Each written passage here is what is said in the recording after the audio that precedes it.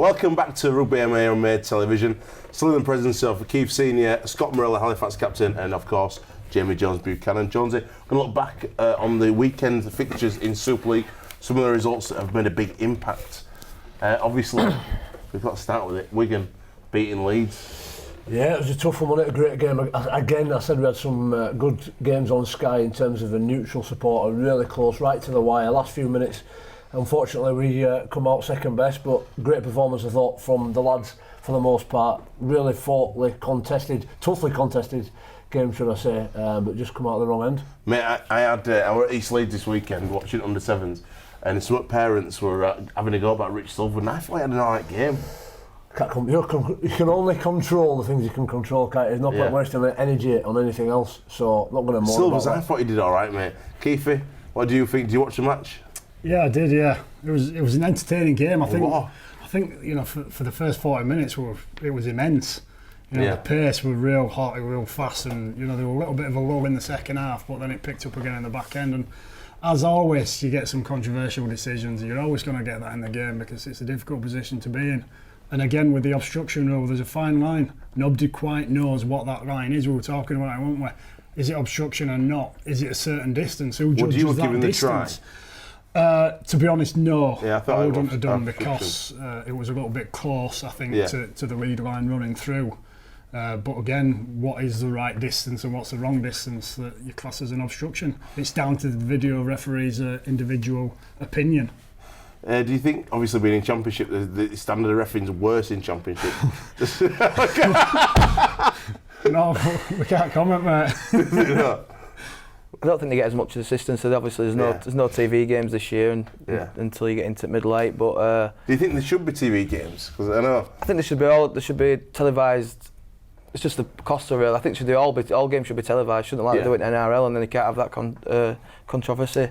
But it's the cost in it. It's cost of getting people there, and I don't think we've got that many match officials to do it to cover every game, have we? The officials, innit? You look at some of the touch judges, and they look to be about 14 years old. Young, Shout at them, they look like they're going to cry.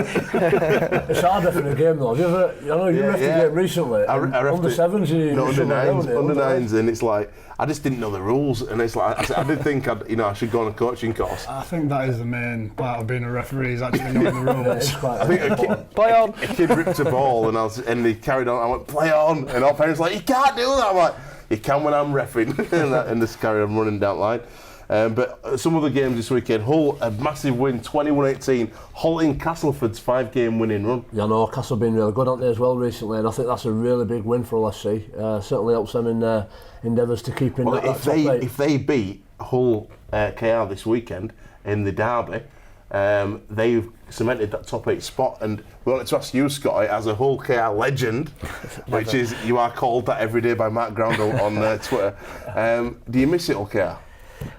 Yeah, obviously, they're giving me opportunity to play first team rugby. Obviously, it got limited at Leeds when I were at Leeds as a kid, and they're giving me my chance to play. And the games you used to look forward to is when we got in Super League with the derbies. You get in 22,000 in the KC Stadium, and they're both singing at each other. I don't think they watch game; they just sing at each other all game, and it's really intense and a great atmosphere. And who do you think is going to make that middle eights, the Super 8? Sorry. Hull KR or Hull FC?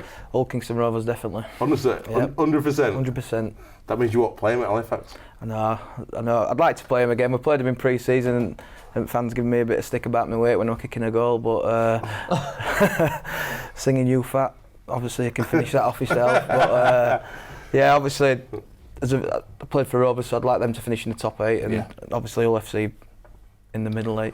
Right, we're going to link now to Wigan teammates, and we've got 2 fantastic blokes here, Anthony Gellin and Talima Tautai. My name's Gels, number 3. I play centre at Wigan.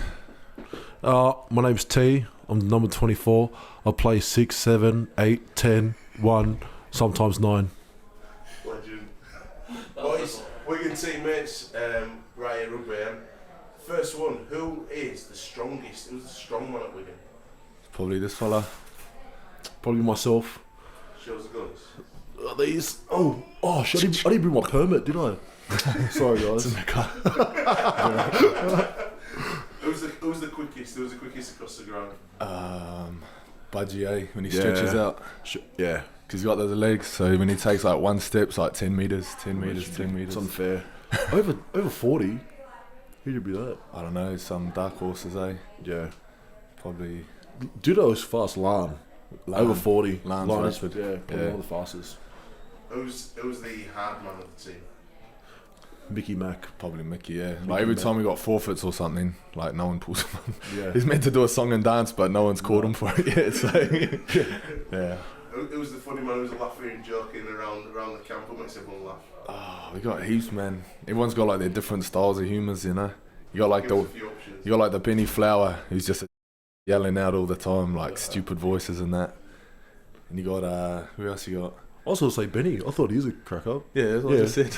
Well, I got nothing then. No, who else you got? Sarge is funny. He's got like the quick jokes.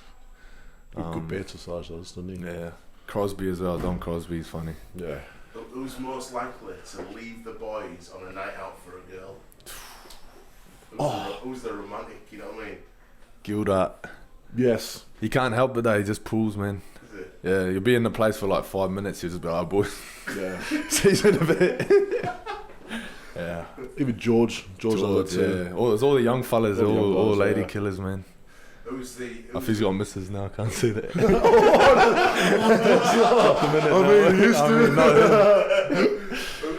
who's like who's a bit soppy, who's a bit soft, most likely to cry at film?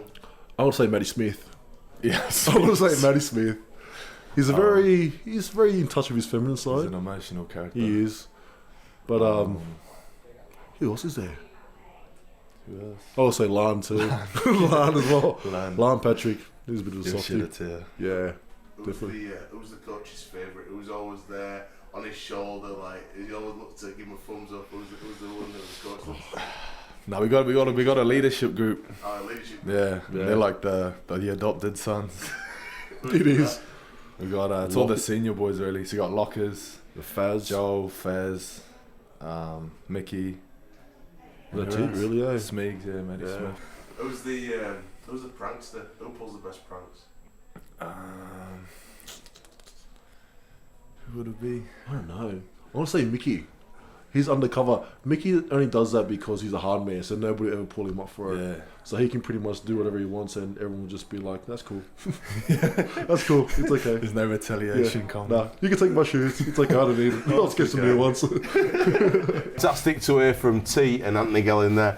Proper funny guys. He's got some great hair, Jonesy. Are you jealous of his hair? No, not if I'm honest with you. I do like Gelly though. I think he's a Mate, great he's lad. such a good bloke. He's a big character. I think he's a really good player and just really down to earth. Apparently he cycles about on his BMX, Yeah. drops in at local parties, really friendly with the Wigan fans. It's great that players can get in there and intermingle with the fans and just keep them smiling. I heard, Keith, that Wigan, if you sign at Wigan, you have to live within half an hour of the ground. So you have to be able to get to the ground within half an hour if they just phone you up and say, get to the ground now. Do you think that's a good move for clubs? I think it'd be, for a Yorkshire lad to go live in Wigan, it won't be a very good move. But it makes sense. Don't Yeah, it? it makes sense, yeah. Travelling is a big thing, but you get fun buses. There's so many that are all over the place. And you went to OKI, you said you get together and you've got that camaraderie, haven't you? If I'd lived over there, I don't think I'd have been that fat because all hot dog stops on my way home, darling. Got $1.49 for a hot dog and a Magnum on my way home. It didn't do me any good. Right. Leon Price and all that were quite famous from the Bradford. They actually bought an old car to drive to St Helens. So I think that keeps it a little bit fun as well. Right, well, we'll keep on talking about the old stories after the break.